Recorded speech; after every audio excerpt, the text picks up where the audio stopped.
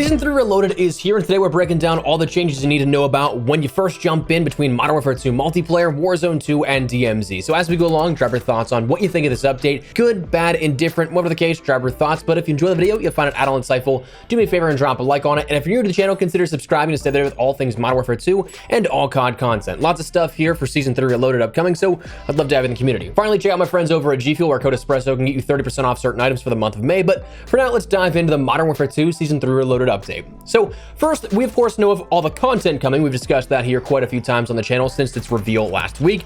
New weapons of the FTAC Siege and GS Magna, a new multiplayer map of Alber and Hatchery, Warzone ranked play, a new seasonal event refresh with new camos, a new raid, and so on and so forth. So while we'll mention some of that in passing, a lot of today's video is going to be more focused around the technical changes because on paper, there's a lot to cover between the game fixes, adjustments, and other tuning. So let's start out with some global changes and work our way over into multiplayer, then Warzone, then DMZ. The first substantial changes you'll see here come down to movement changes on a global perspective, where it's stated the camera movement while walking and sprinting has been reduced, so it won't be as shaky. Weapon raise delay following a parachute landing is decreased by 30%, which on paper is substantial. Whether or not the practicality of that keeps up with expectations of what you expect 30% to be, that's for time to tell, and on paper, we just don't have the context of it. Initial sliding acceleration was increased by 6%. That's one that you're probably gonna see a lot of talk about because yes, it is nice to have faster sliding, but the issue many people have with sliding isn't the speed, it's the fact you're in this vulnerable state when you do it. You can't shoot and slide at the same time. So it only kind of like half corrects the problem there, maybe like a quarter corrects it. But beyond that, we saw the height threshold additionally for single-handed mantling has been increased, allowing for more aggressive traversal. We saw some damage feedback visibility adjustments as well, where whenever you take damage, you shouldn't have as much clutter, as much distortion on your screen as opposed to before the update. Weapon balancing is something we're going to tackle here early on in this because it is something that is global. We do see some specific things are Warzone 2.0 exclusive, but at the same time, a lot of this is shared in terms of base damages, base property adjustments, and everything like that. The armor, that's really just held on Warzone side, the Raven side of things, so we'll touch on that in a second. But we see that firstly, weapon balancing had new adjustments to the first raise and the quick raise and quick drop features. The first raise, the delay between first equipping a weapon and being able to fire it has been decreased across numerous weapons, so when you actually pick up a weapon, so something you'd find in Gunfight OSP or in Warzone, that's something that this will be applicable to that. Quick raise and quick drop is going to be something where both of those speeds have been uniformly increased, allowing for more rapid deployment of equipment, which is further improved by fast hands.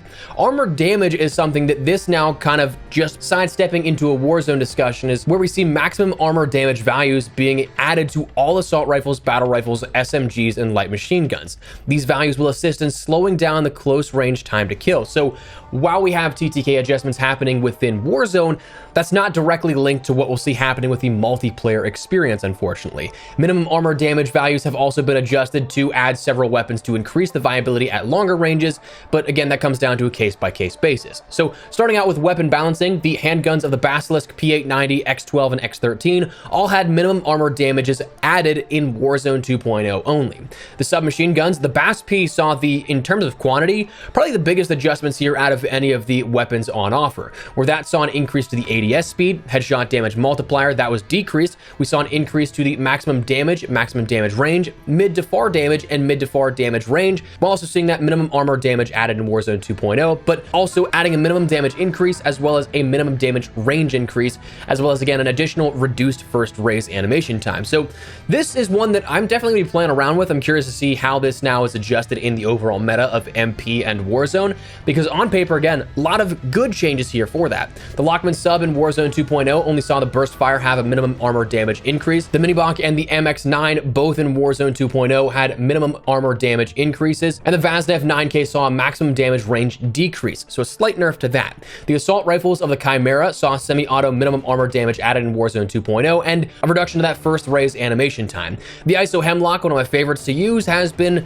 nerfed across the board here, but again, as with maybe the RPK, we'll have to see in time how much this actually was nerfed, where the maximum maximum damage was decreased, the mid damage was decreased, the minimum damage was decreased, the lower torso multiplier was increased, and the extremities multiplier was decreased. So that center mass shot has a bit more of an extension for the multiplier, but beyond that, everything else is decreased. The Kastov 545 saw close to mid-range damage decrease, a mid-damage range decrease, and added minimum armor damage in Warzone 2.0.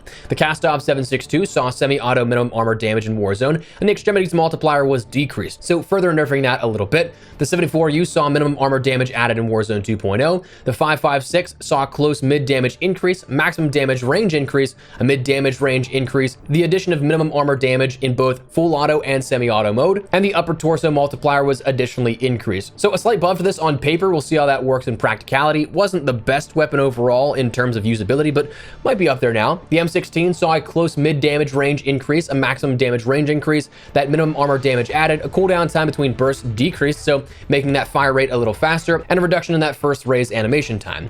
The M4 saw semi-auto minimum armor damage added, and a reduction in that first raise animation time. The M13B had an increase slightly to the ADS speed, a damage range increase, the hip fire spread accuracy increased slightly, the reduction in that first raise animation time, and the minimum armor damage added in Warzone 2.0. So a slight buff as well to the M13B. The TAC 56 saw a maximum damage range decrease as well, nerfing that slightly. The battle rifles, we saw the FTAC Recon had minimum armor damage increases to the auto fire and semi-auto version as well, with the reduction of that first raise animation time. The 762 had a minimum armor damage added to the base and also then the full auto mode as well. The SO14 had the auto fire minimum armor damage increase, a lower torso multiplier increase, a maximum damage increase, and a base minimum armor damage increase as well.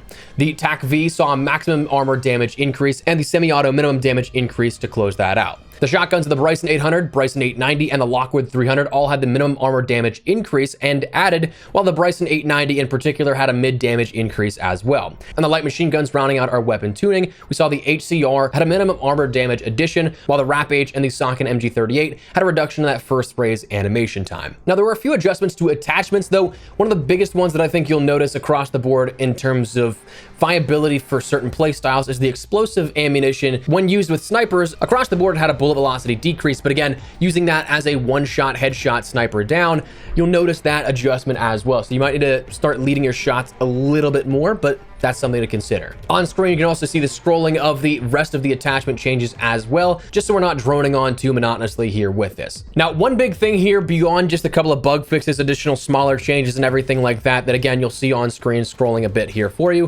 One big thing that was fixed was, or on paper was fixed, again, we'll see how this works in terms of practicality. Once players are able to play for a decent bit of time, they stated they fixed a critical issue that was result in a hard crash for all AMD VEGA users, that being the AMD GPUs. So that is something that, of course, is a massive flaw in some of the way the game is structured. You don't want your game to hard crash. So to be able to have that fixed out is definitely a nice thing. Hopefully that holds up, but we'll see in time. Now, in terms of multiplayer content, the only thing I really want to touch on is the playlist, because beyond that, it's a bunch of obscure bug fixes and stuff like that that might not necessarily be too topical for you, but we can list it on screen again for those that may need to see it. But we have Face Off, which is confirmed to be 3v3 kill confirmed, domination, and team deathmatch on gunfight maps. I was assuming those would be the three main modes that we saw across Face Off, but just because we hadn't seen anything listed just yet, that was something that I was still kind of curious to see what it would be, but that is what we see. Again, this being more so similar to the Modern Warfare 3 version, not the Black Ops Cold War version, where it's 3v3 rather than 6v6. Kill streaks and field upgrades are as well disabled.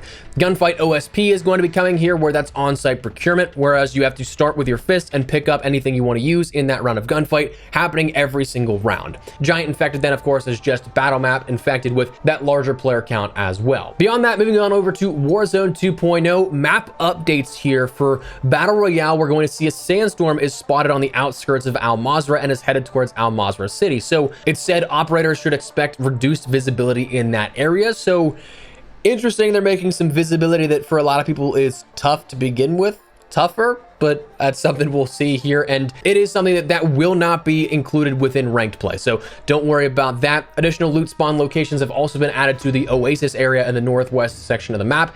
Definitely nice because that is just desolate. There's nothing out there normally. So that's something to consider. The UAV, as we talked about, was something that was nerfed here or just fundamentally changed, where UAV pings will now only emit from the player who has activated the kill streak. If the player who activated it is killed, the UAV will finish, but using 3 UAVs will also still upgrade that signal to an advanced UAV. However, oppositely, while that's something that might be a little bit frustrating, they're going to be available in buy stations every single time and in unlimited quantity, though the price has been increased to 6,000. So still not necessarily as viable as I'd say in Warzone 1, but it's definitely a situational help, I guess. I don't know how I feel about this just yet. The mortar strike, the amount of missiles dropped during the mortar strike has been decreased by 25%, so maybe cutting off one of those waves. Players will now no longer be able to ping enemies through water or smoke. More buy stations have been added on Ashika Island, and of course we saw a bunch of quality of life things we've already talked about before, like pings visible to spectators, party queue interruptions, ammo cache elevation notifications, buy station item selections where that's going to be defaulted to the gear option, buy station loadout names, compass ping squad number, kill tablet icon, contract visibility, proximity chat, temporary mute. That's a new one where players will no longer hear proximity chat while loading into a match, and that oxygen level meter as well. Beyond that, we saw a handful of different bug fixes that go in terms of a global battle royale perspective, but also just on Al Mazrah. We saw the introduction of ranked play again, broke all that down. Don't want to take too much time here for you, but that's going to be something that I'm curious to see how this plays out. I like fundamentally the system that is in place for SR, the deployment fees and how you earn things, but again, that's the core component of it. Whether or not it works well with Warzone 2.0, that's something we'll have to wait and see in time. But again,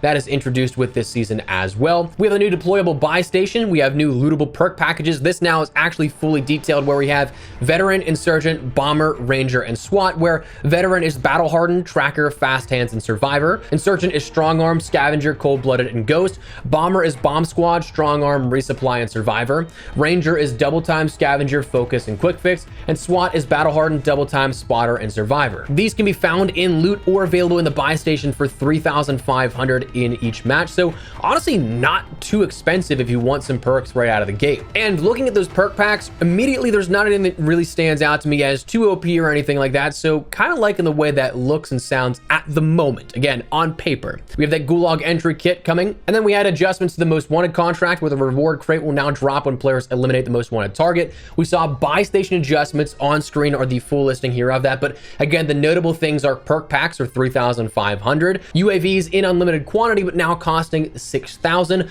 Loadout markers are going to be 20,000 here. But then we also have a new limited gear section where there's only 2 per buy station of counter UAVs, cluster mines, self revives, and durable gas masks. Beyond that, we saw changes to the intel contract where it doubled the radius of the upload station capture zone. The redeploy drones had a distance throw change, and the spawning of them are now static, where there's going to be set locations in each match. Loadout drops in circles 2 and 5 have been changed from the contested loadout drops where anybody can pick them up to now squad loadout drops where they are for you, or at least in ranked play and in resurgence modes. The AI got hit with a heavy nerf here at this, which is great, I think. Removed armor plates on all of them. It reduced the accuracy by approximately 27%, and the primary weapon is now limited to the Kastov 7.62 with the equipment of the frag, semtex, and gas grenades. In the Gulag, there was a decrease to the number of armor plates that players would spawn in with. That's now 2, down from 3, but it does not affect ranked play, which remains at 3. As for DMZ, we have the Koshi complex described as being exclusive to DMZ and Al Mazrah, not Battle Royale or Plunder or anything like that.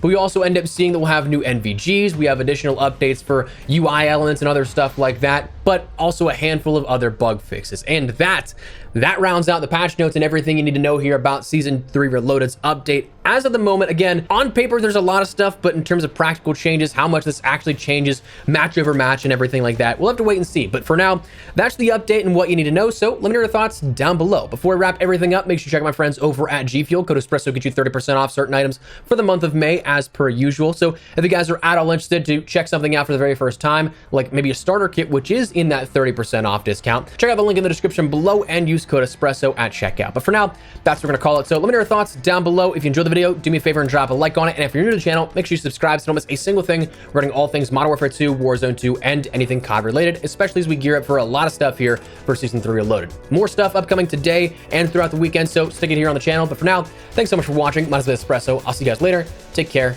and peace.